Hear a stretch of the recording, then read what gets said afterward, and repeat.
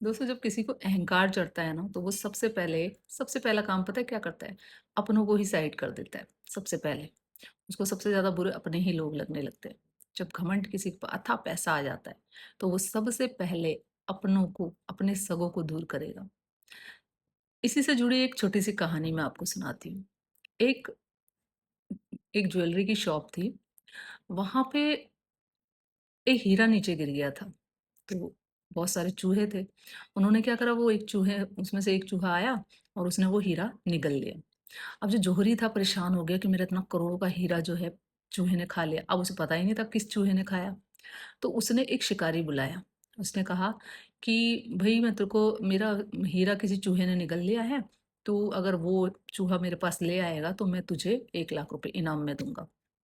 जौहरी ने बोला कि तू आज रात को आइयो यहाँ दुकान में और चूहे आएँगे तो तू उस चूहे को पकड़ लेना।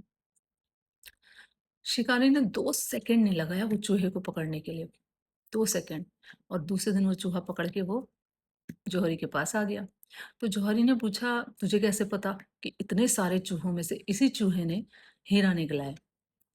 तो जौहरी ने पता है क्या बोला, उसने शिकारी ने पता है क्या बोला? शिकारी ने बोला, सारे चूहे एक तरफ थे और ये चूहा अकेला एक साइड में था, इसलिए मैंने इसको पकड़ लिया।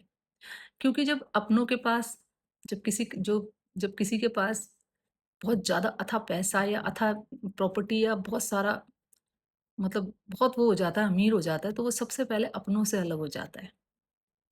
और यही कारण था कि शिकारी पहचान गया और उसको पकड़ के उसने जौहरी को दे दिया। अब ऑब्वियस सी बात है वो जौहरी ने हीरा कैसे निकाला होगा?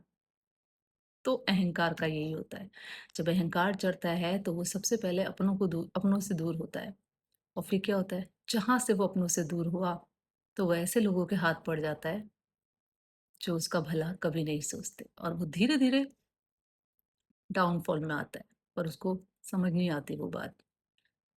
शायद बाद में आ जाती हो समझ, लेकिन तब समझ आके क्या फ़ायदा? जब पछतावे क्या हुए, जब चिड़िया चुग गई खेत। समय रहते चीज़ों को समझ लेना ही समझदारी है।